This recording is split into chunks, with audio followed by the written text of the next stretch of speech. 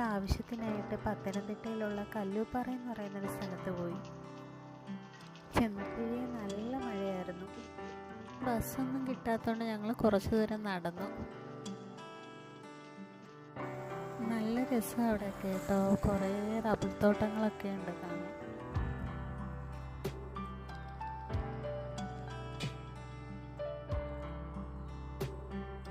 മഴയെല്ലാം പെയ്ത് തോർന്നു നിന്നതുകൊണ്ട് നല്ല അന്തരീക്ഷമായിരുന്നു.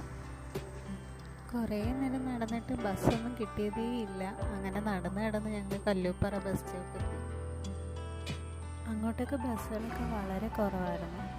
കുറേ നേരം ഇരുന്നപ്പോഴാണ് ഒരു KSRTC ബസ് വന്നത്. പിന്നെ അതിൽ കയറി വീട്ടിൽ പോയി.